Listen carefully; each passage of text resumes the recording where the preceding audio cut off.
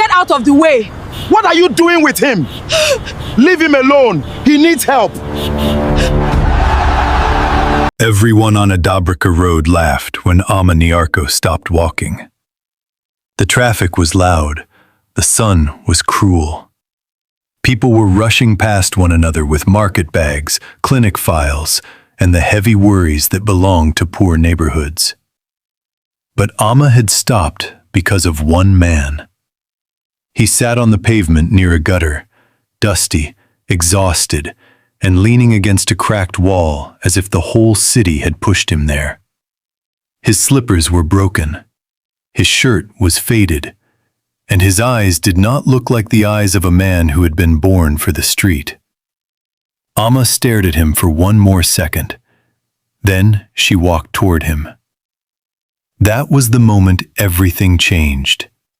Because the man everyone called a useless beggar was not a beggar at all.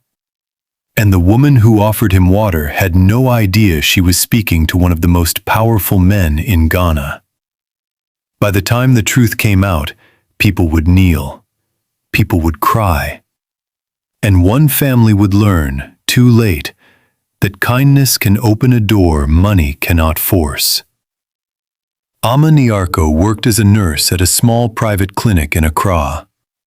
She was not rich. She was not connected. And life had never tried to be gentle with her. Her father had died when she was 20. Her mother sold smoked fish in the market. Her younger brother, Kabi, had a heart condition that needed treatment they could barely afford. Ama's salary vanished almost as soon as it arrived. Rent, medicine, transport, food.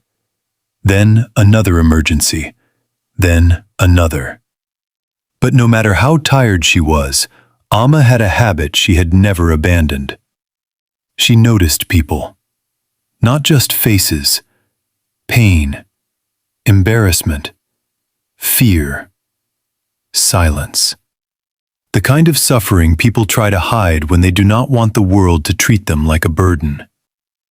That afternoon, as she walked home from a double shift, she saw the strange man on the roadside. 2 schoolboys were laughing at him. A woman selling oranges moved her tray farther away from him. A young man with a phone was recording him. "Look at him," the young man said. "These are the lazy people spoiling the city." The stranger lifted his head slowly. "Please," he said quietly, "I only need water." Ama turned. "Delete that video," she said. The young man laughed. "Why? Is he your husband?" "I said delete it." He rolled his eyes and walked off, muttering. Ama crouched in front of the stranger. "You need water first," she said. He looked at her carefully, not like a man begging, like a man memorizing. She handed him her bottle. He drank slowly. "Thank you," he said. His voice was calm, educated, too composed for the picture people had built around him. "What is your name?" Ama asked. He hesitated. "Kwesi," he said. "Do you have family?" "Not nearby." "Have you eaten?" "Not today." Ama closed her eyes for half a second. She had only enough money left for a simple meal and transport home. Then she opened her food pack and placed it in his hands. "Eat," she said. "You need it more than I do." Kwesi looked at the food, then at her. "People usually help when others are watching," he said. "You waited until they left." Ama gave a tired smile. "Maybe I am too tired to impress anybody." He almost smiled. That almost smile would stay in her mind all night. What Ama did not know was that Kwesi was not his real life. His full name was Kwesi Dapaah, founder of Dapaah Holdings, owner of gold, shipping, telecom, logistics, and private healthcare interests across Africa. A man so wealthy that ministers answered his calls. A man so private that many employees in his own empire had never met him face to face. A year earlier, Kwesi had nearly died inside a different kind of poverty. Not the poverty of money, the poverty of trust.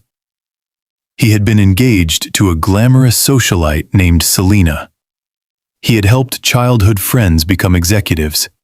He had handed opportunities to people who swore loyalty to him. Then his company had gone through a temporary crisis after an internal sabotage scandal. In 1 week, people changed. Selena vanished.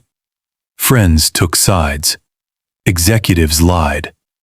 Men who used his name for power suddenly went silent. The crisis passed. His empire recovered. His wealth doubled. But Kwesi never forgot what he had seen. So he created his own test. For 1 month, he disappeared from public life. With only 2 trusted aides tracking his safety from a distance, he moved through ordinary streets disguised as a homeless man. He wanted to see who people were when there was nothing to gain. Who would show mercy? Who would exploit weakness? Who would protect dignity? And on the 10th day of that experiment, Ama Nyarko had stopped walking. That evening, Ama reached home late. Her mother, Mansa, was annoyed. "You are coming now?" she demanded. "Do nurses no longer have closing time?" Ama set down her bag. There was an emergency at work. Her elder cousin, Akos, stood in the doorway, already dressed like she was going to a party. She smirked. "Emergency, or one of your charity cases again?" Ama ignored her. Kabi coughed from the inner room. Ama's face changed immediately. She went in and found her brother sitting up with effort. "You took your medicine?" He nodded. "Did you eat?" "A little." She touched his forehead and sat beside him. From outside, she could hear her mother complaining about debt. The landlord had come again. School fees were overdue for a younger niece staying with them. A supplier in the market wanted payment. Ama listened in silence. That house was full of love, but it was also full of pressure. And pressure has a way of turning love into fear.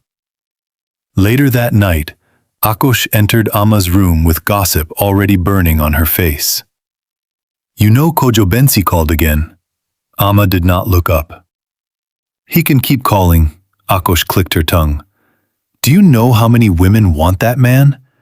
His father owns half of East Legon properties. He drove here himself." Ama folded a uniform.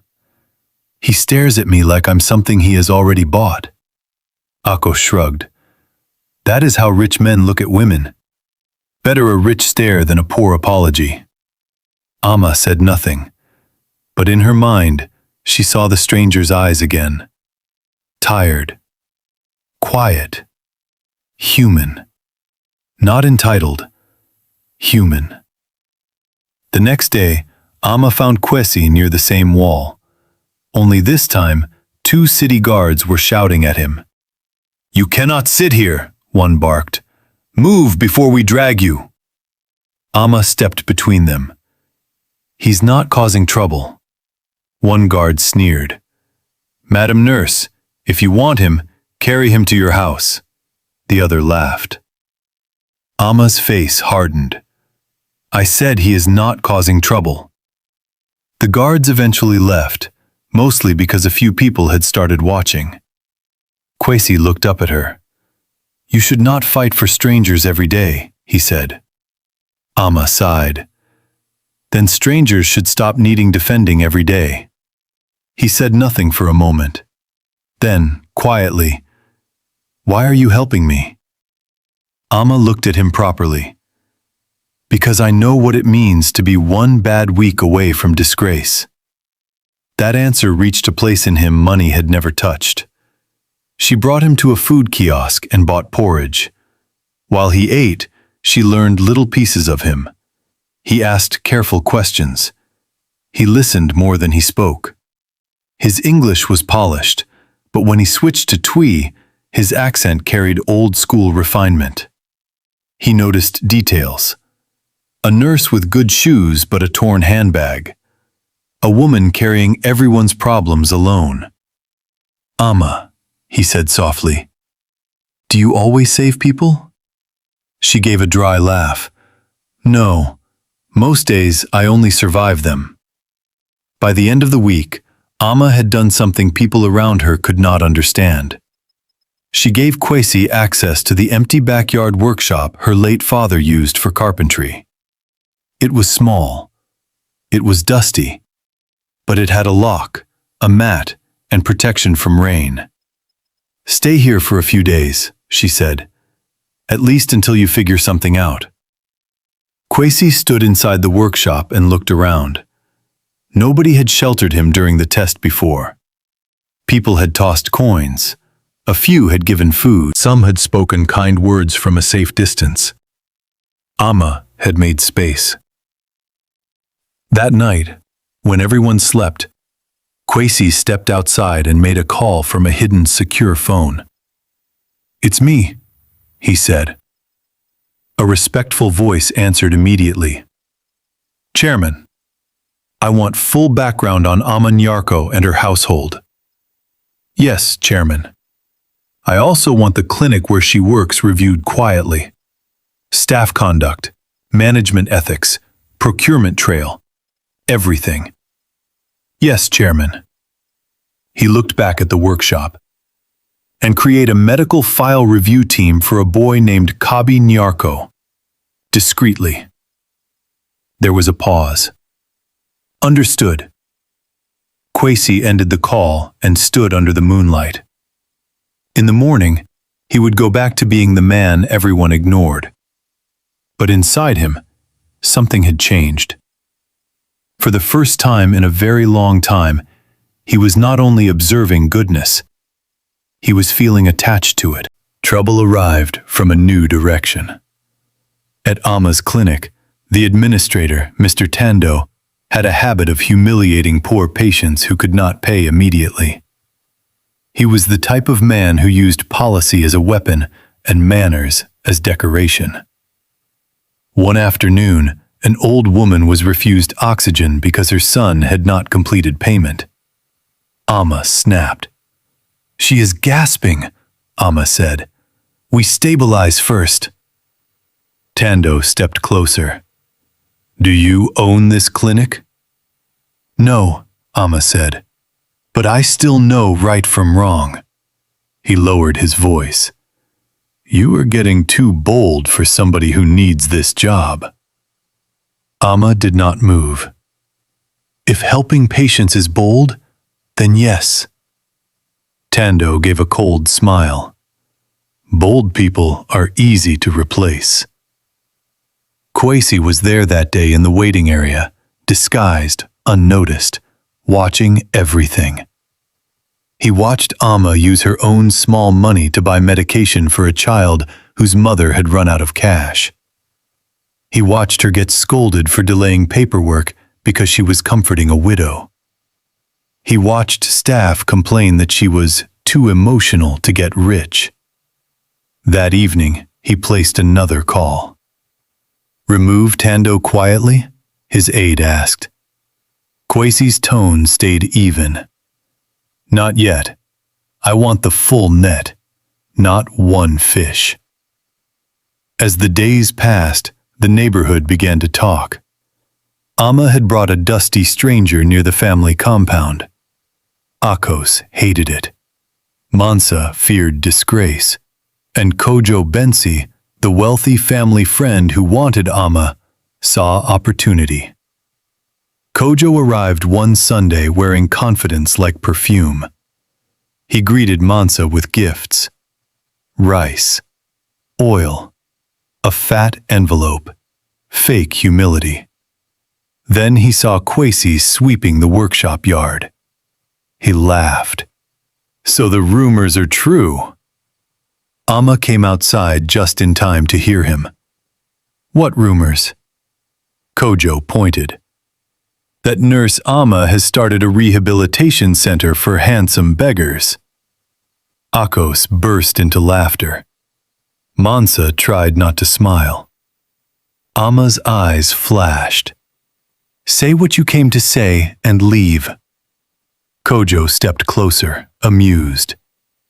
I came to ask your mother again for your hand, but now I see you prefer experiments. Kwesi lowered his eyes and said nothing. Kojo turned to him. And you, be careful where you stand. Some spaces are for men with futures. Kwesi looked up slowly. What if a future has already arrived? He asked, and you simply failed to recognize it. Kojo barked a laugh. Even beggars are speaking in proverbs now. But Kojo noticed something that unsettled him. The stranger was calm. Too calm. Not broken, never pleading. That kind of dignity irritated men who relied on status. That night, Kabi collapsed. His breathing turned shallow. Ama panicked. Mansa screamed for help. The nearest taxi driver refused to carry a sick child without advance payment. Before anyone could think again, Kwesi stepped in. Bring him, he said. Ama looked at him. To where? I know a doctor on emergency call. She almost asked how, but there was no time. A car arrived within 7 minutes. Not an ambulance. A plain black vehicle. Inside was a senior cardiology registrar from one of Accra's top hospitals. He examined Kabi with speed and seriousness. Ama stared. How did you? Kwesi cut her off gently. A person on the street still knows people. The doctor stabilized Kabi and arranged a next-day specialist review. Afterward, Mansa pulled Ama aside. This man is strange, she whispered. Ama looked at the workshop where Kwesi sat alone again, dusty and quiet as if nothing had happened. Yes, Ama said softly. He is. For Mansa, suspicion grew. For Ama, gratitude deepened. For Kwesi, the line between test and love began to disappear. The specialist review confirmed the worst and the best. Kabi needed surgery eventually, but if he received proper medication and monitoring now, his chances were good. The consultation fee had already been settled anonymously. Ama argued at the billing desk. There must be a mistake. The receptionist checked again. No mistake, paid in full. Ama turned slowly toward Kwesi. He was seated outside, pretending not to watch her. When they were alone, she confronted him. Was it you? He shrugged faintly. Would it upset you if it was? I can't repay that. I didn't ask you to. Ama stared at him for a long moment. Who are you? For the first time, Kwesi looked troubled.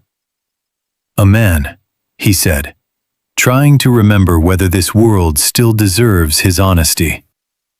Ama did not fully understand, but she felt the weight inside those words. So she sat beside him on the bench, and for a while, neither of them spoke. Sometimes intimacy begins not with confession, but with silence that feels safe. Far across town, in a private conference room, some of Ghana's most powerful executives were waiting. Board members, mining partners, hospital investors, international guests. Their chairman was still missing from public view. They had obeyed because Kwesi Dapaah was not a man people casually disobeyed. When he finally entered that night in a tailored charcoal suit, the room rose instantly. No dust, no torn shirt, no broken slippers, only authority. He listened to reports without expression, revenue numbers, expansion updates, a pending merger. Then he raised one hand. Enough. Silence. For 30 days, I walked this city as a man the world considered disposable. Nobody breathed too loudly. I saw greed from people with enough, cruelty from people with nothing, vanity from those praying to appear important. I also saw kindness so quiet it expected no reward. He slid a file across the table. In this folder are the names of every person who helped me without knowing who I was. An executive opened it carefully. 112 names, he murmured. Kwesi nodded. Each one will receive life-changing support. Cash alone is lazy philanthropy. Give them what fits their lives: education, debt relief, clinic sponsorship, shop expansion, housing repair, surgery, scholarships. Do it properly. Yes, Chairman. He paused. And one more thing. Begin private transition planning at Mercy Crest Clinic. Their administrator is corrupt. I want evidence sealed before removal. Yes, Chairman. Another executive hesitated. Chairman, there is also the issue of your planned marriage announcement. Kwesi's face changed. The room noticed immediately. It will proceed, he said. Not one person there had ever heard him speak about any woman that way. Ama had no idea that the man in the workshop was reorganizing industries at night. She only knew her heart was moving in a direction that frightened her. One evening, while rain beat the zinc roof, she brought Kwesi tea. He took it with both hands. Thank you. She sat on a wooden stool. If life gives you another chance, she asked, what would you do first? Kwesi looked into the cup. I would tell the truth earlier, to the right person. Ama smiled faintly. That sounds like regret. It is. She drew a breath. Can I tell you something? Yes.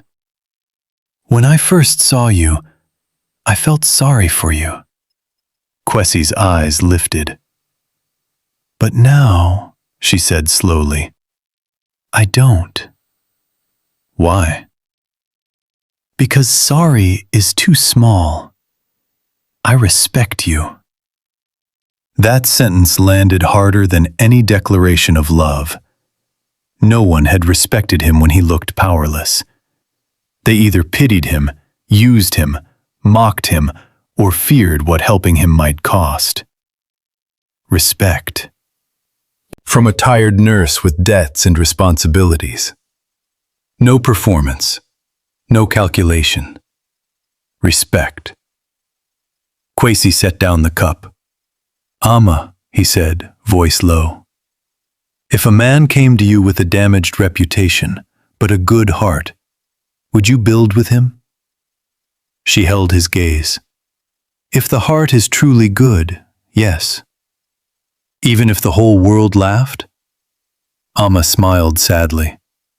The world is usually laughing at the wrong things. It did not take long for disaster to smell love. Akos found Ama smiling at her phone one morning and knew something had shifted. Later she followed Ama and saw her near the workshop talking softly with Kwesi. Akos was horrified. That evening she reported everything to Mansa. Mansa sat Ama down. You will end this foolishness. Ama's voice stayed calm. I'm not doing anything shameful. You want to tie your life to a homeless stranger? Have you lost sense? He is not what you think. Mansa slapped the table. Then what is he? Because from where I stand, he is poverty with a beard. Ama stood. He is kind. Mansa laughed bitterly. Kindness does not pay rent. No, but wickedness doesn't build peace either. Ako stepped in. Kojo Bensi is ready. He can clear our debts in 1 day. Ama turned sharply. Then you marry him. Akos hissed. Mansa's face hardened. Listen to me. If you throw away your chance because of emotion, life will teach you a lesson I may not be here to correct. Ama looked from her mother to the woman who shared her blood and not her heart. Then she said the sentence that declared war inside the house. I would rather struggle with a good man than sit in luxury beside a cruel one. From the workshop window, Kwesi heard every word, and he knew there was no turning back now. 2 days later, Ama did something that sealed everything.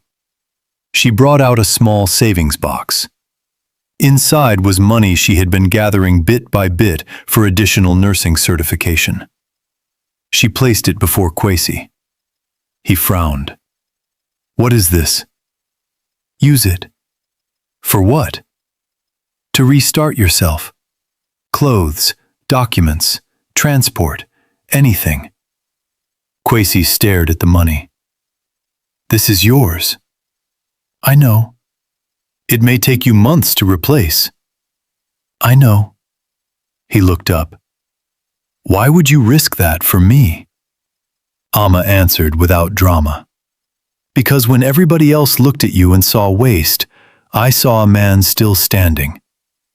Kwesi swallowed. In boardrooms he was obeyed. In public he was admired. In business he was feared. But this woman was giving him the most expensive gift he had received in years. Trust. He pushed the box back gently. Keep it for now, he said. When the right day comes, I will ask you for something bigger. Ama smiled. What could be bigger than this? He looked at her in silence. His answer was love, but he did not say it yet. The next movement began fast. Kwesi proposed in private first. No rings, no photographers, no crowd. Just 2 people in the workshop after evening rain. Ama, he said, I cannot explain everything tonight, but I can tell you this. I have nothing to offer you that the world can currently see. But I have a life, a name, and a future I would place in your hands if you let me. Will you marry me? Ama's heart pounded. You're serious? With everything in me. She studied his face. He was hiding something. She knew it. But she also knew deceit and pain were not the same thing. Yes, she whispered. I will marry you. But one day you will tell me the whole truth. Kwesi nodded. One day soon. Word exploded through the family. Mansa nearly fainted. Ako called Kojo immediately. Kojo was furious. How can she choose that man over me? Because rich arrogance is often most wounded when rejected by someone it already counted as property. Plans began inside plans. Mansa would stop the marriage. Ako would help her. Kojo would make sure the poor stranger was humiliated so completely that he would never return. On the morning before the traditional ceremony, Kwesi attended one last private wealth summit. The room was full of influential people from banking, healthcare, gold exports, real estate, shipping, and politics. When he entered, they stood. Some called him chairman. Some called him brother. Some called him the man who had changed their destinies. Kwesi raised a hand. I am getting married tomorrow. The room exploded with joy, but he stopped them. You will not come as moguls. You will not come as kings. You will not expose me before I choose the moment. One elderly investor smiled. Then let us come as ordinary men who love you. Kwesi thought for a moment, then nodded. You may come, but quietly. No media. No display until I say so.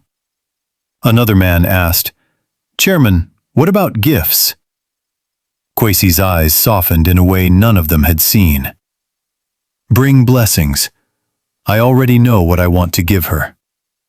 That night, he transferred ownership of a new community hospital project into a trust where Ama would serve as founding director after training.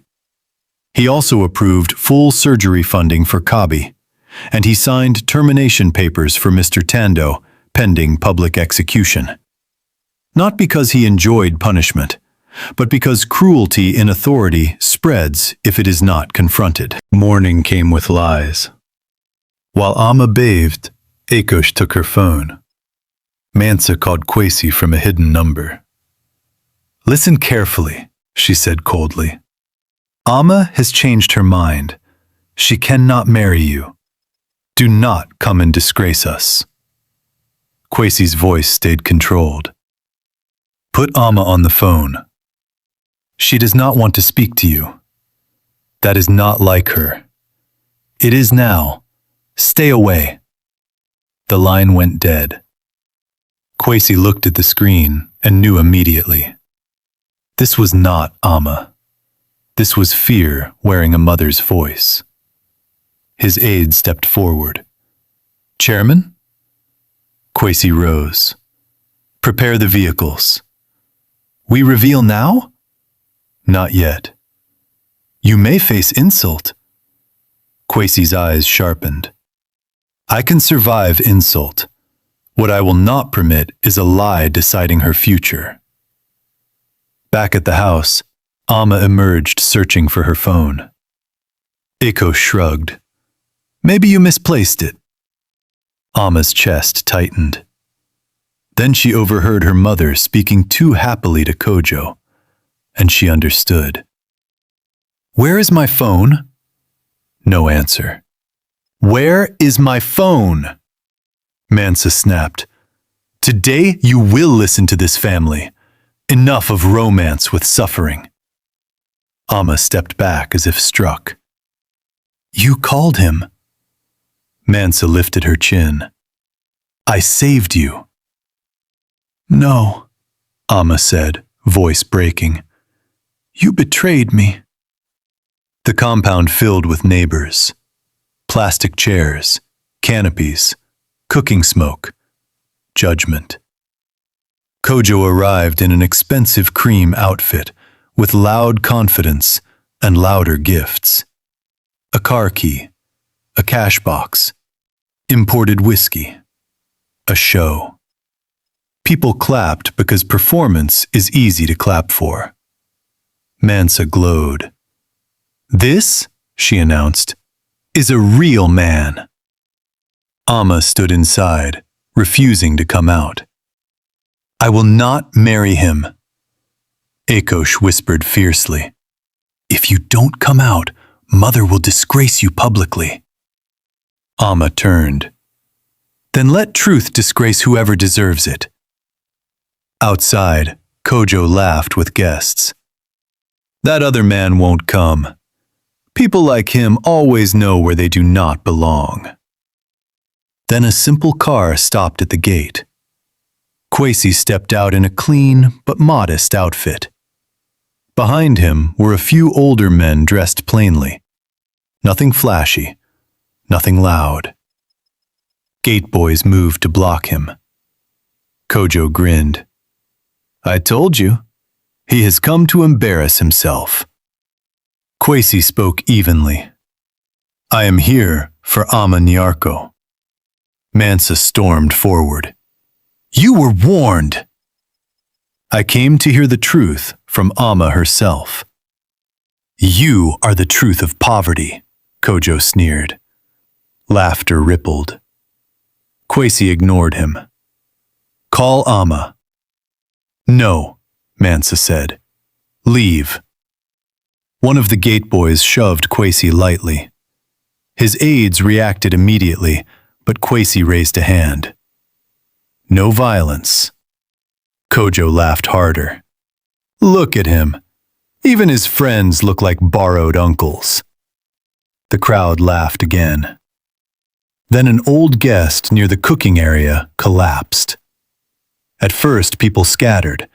Then panic spread. She can't breathe. Fetch water. No, not water. It's her sugar. In seconds, Kwesi was kneeling beside the woman. Give her space, he ordered. His voice cut through the confusion. He loosened her cloth, checked her breathing, positioned her safely, and called for the emergency glucose pack from a nurse's instinct he had learned while observing healthcare teams during his philanthropy work. Ama rushed out at the commotion and froze. Kwesi looked up only once. Their eyes met, and in that look, she knew. He had come, no matter what. The old woman slowly stabilized. Her son dropped to his knees before Kwesi. You saved my mother. Kwesi helped him up. Thank God, she responded. Whispers moved through the crowd. How did a beggar know all that? Who is this man? Mansa looked shaken but stubborn. Kojo recovered first. Small emergency knowledge does not make him husband material. Ama walked forward now, straight through the crowd, straight to Kwesi. They lied to you, she said loudly. I know. They took my phone. I guessed. They wanted to force Kojo on me. Kwesi's jaw tightened. Kojo clapped sarcastically. Beautiful. Now the beggar and the nurse can perform their little love scene for the village. Ama turned. I am not your property. Mansa hissed. Ama! But Ama had reached her limit. No, mother. Today everybody will hear me. I choose the man you all despised, the one you insulted, the one who came when I needed him, the one who has shown more dignity in dust than some men show in designer clothes. The compound went silent. Kojo smirked coldly. Fine. If you want him so badly, let him prove himself. Let him show us he can give you a life. He spread his hands dramatically toward his gifts. Anybody can talk. Let him show class. Kwesi looked at him without anger. Then he glanced once toward the road. That was the signal. The sound came first. Engines, many of them. Heads turned. Children ran to the gate. Neighbors stood on chairs. A convoy of luxury vehicles rolled in slowly, black and gleaming under the afternoon sun. Not one, not two, a line. Men stepped out, men the city recognized. A hospital founder, a gold export chairman, a telecom investor, a retired justice, a bank owner. Men whose signatures moved millions. The entire mood of the compound broke apart. Kojo's smile vanished. Mansa's tray almost slipped from her hand. One of the plainly dressed older men who had arrived with Kwesi now stood straighter and addressed the crowd. We are here for Chairman Kwesi Dapaah. Gasps burst everywhere. Kojo barked, What nonsense! Another man stepped forward. Not nonsense. Respect. Then, in front of everybody, he bowed slightly to the once homeless stranger. Chairman. The word detonated. Ama's lips parted. Mansa stumbled backward. Akos covered her mouth. Kwesi removed the last piece of disguise from his face and straightened fully. The air itself seemed to change around him. Power is strange. People ignore it in rags and worship it in a clean suit, even when the same soul is standing there. Kojo stared, sweating now. This is acting. A senior executive stepped forward with a file. Kojo Bensi, you may know me from Dominion Regional Bank. I chaired the financing committee your father has been begging for 6 months. Kojo went pale. Another man spoke. And I know your procurement trail. Then Kwesi finally spoke in his true voice. Enough. Silence obeyed him. He turned first to Ama. I owe you the truth. His expression softened. My name is Kwesi Dapaah. I disguised myself to test human hearts, to identify those who still know how to treat a person like a person when there is nothing to gain. He looked around at the crowd. Most failed. Then back to Ama. You did not. Tears filled her eyes, but she did not move. He continued. When you thought I was nothing, you gave me food, shelter, respect, and the savings you could least afford to lose. You defended me when mockery was cheaper. You stood by me when accepting me cost you comfort. He took one step closer. Ama Nyarko, if you still choose me now that you know who I am, I will spend the rest of my life proving your kindness was never misplaced. The entire compound held its breath. Ama cried openly now. You foolish man, she whispered. You scared me. A tiny laugh passed through tears. But yes, I still choose you. The crowd erupted, but Kwesi was not finished. He turned to Mansa. You feared poverty more than injustice. Mansa dropped to her knees. Please forgive me. He did not raise his voice. Ask your daughter for that. He turned to Akos. You helped silence truth because wealth dazzled you. Akos began crying instantly. Then he faced Kojo. And you, Kwesi said, used money like a weapon because you thought poor people had no witnesses. Kojo swallowed.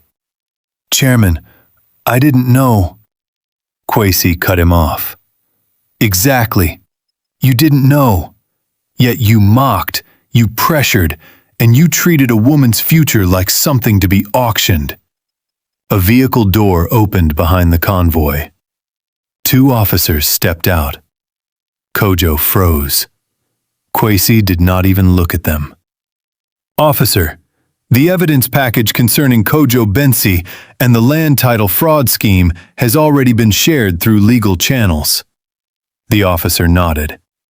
We have it. Kojo panicked. Chairman, this is a misunderstanding. It is a pattern, Kwesi said. The officers moved in. Neighbors gasped again as Kojo was led away, still shouting. Mansa wept harder. The crowd that had laughed hours earlier now stared at the ground. Because shame becomes heavier when truth arrives in public. Then a final surprise came. Mr. Tando, Ama's clinic administrator, who had come as a guest of Kojo's family, tried to quietly leave. Kwesi noticed. You should stay. Tando froze. A female executive from Dapaah Healthcare opened another file. Mr. Tando, as of this morning, you have been removed from all administrative responsibilities pending criminal review of patient extortion, supply diversion, and unethical conduct. Ama covered her mouth. Tando stammered. Chairman, No, Kwesi said. You had enough chances to speak while vulnerable people begged under your authority. Then he turned to Ama. In better news, if you are willing to train for the role, I want you to help lead a new community care hospital. Not because you are marrying me. Because before I revealed anything, You were already the kind of person institutions should trust. Ama could barely answer. You would do that? Kwesi smiled. I already did. Another executive handed her a sealed folder. Inside was the offer letter. And another envelope. Kabi's full treatment sponsorship. Ama looked from the documents to Kwesi and back again. She had not simply been chosen. She had been seen. The ceremony changed instantly.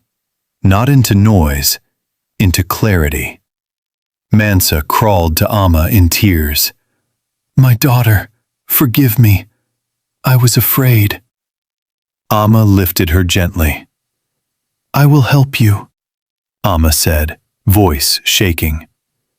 I will honor you, but you must never again call a poor person less than human. Mansa nodded desperately. I was wrong. Akos tried to hug Ama, but stopped when Ama held up a hand. I love you, Ama said. But love is not an excuse for betrayal. You will earn trust back, slowly. Akos cried harder, because some forgiveness is kind, but not cheap. Then the older woman Kwesi had saved earlier stood and raised her voice. The man you mocked has more value than all your noise. Let this day teach us something. People murmured agreement, because now it was safe to agree. That is the tragedy of crowds. Many are moral only after power confirms what is right. Kwesi heard it too. And later, he would tell Ama that her courage had mattered most, precisely because she had shown it before the applause. As preparations resumed properly, the convoy men relaxed into ordinary joy. Some carried chairs, some supervised food, some laughed like uncles at a village event. They had come as giants and chosen humility for their chairman's sake. Ama watched it all with wonder. Is this real? She asked. Kwesi moved beside her. Yes. You slept in our workshop. Yes. You ate roadside porridge with me. Yes. You let me give you my savings. He winced slightly. About that, I deserve punishment. Ama almost laughed through tears. Yes, you do. He lowered his voice. I wanted to know if goodness still existed without wealth attracting it. I did not expect to find someone I would be afraid to lose. Ama looked at him for a long second. Never lie to me like that again. I won't. Never test me like that again. I definitely won't. This time, she smiled fully. And for the first time since the entire storm began, peace arrived. The wedding itself took place 2 weeks later, after the legalities, blessings, and healing had room to breathe. It was beautiful without being vulgar. Strong kente, warm lights, a choir that sang like mercy. Kabi, already stronger, walked carefully but proudly. Ama wore elegance like something earned, not borrowed. When Kwesi took her hands, the hall became quiet. I tested the world, he said in his vows, and the world showed me power, pride, fear, mockery, and selfishness. Then it showed me you. You loved me in a version of myself nobody envies. So every powerful version of me belongs to you, willingly. Ama's eyes shone. When it was her turn, she said, I did not know I was helping a billionaire. I only knew I was helping a human being. If I have learned anything, it is this. Character wears no permanent uniform. Today you stand before me in honor, but I am proudest of the man I met in dust. There was not a dry eye in the front rows. Some of the guests remembered how they had first looked at him during the experiment. They cried for reasons beyond romance. Conscience was among them. After the wedding, Kwesi fulfilled every promise. Kabi received excellent treatment. The 112 people who had helped during the test each saw a different miracle enter their lives. Shop owners got expansion funding. Students got fees. Widows got relief. Patients got surgery support. A mechanic got tools and a workspace. A street vendor became a registered business owner. And Ama began advanced leadership training for the hospital project that would one day carry her values into an institution larger than herself. Whenever journalists later asked Kwesi why he had made a nurse from a modest background so central to his life and philanthropy, he always gave the same answer. Because a person who can honor dignity when nobody is watching can be trusted with almost anything. People chase money. People chase status. People chase names that make others turn and stare. But there is something wealth itself recognizes. Character. Not performance. Not noise. Not borrowed class. Character. Ama did not win because she found a billionaire. She won because she stayed kind before she knew there was anything to win. And that is why, when truth finally stood up in front of everybody, it stood on her side. If you enjoyed this story, tell me in the comments, would you have helped Kwesi when he looked poor? And if you still believe kindness matters in this world, like this video, subscribe, and share this story with someone who needs to hear it.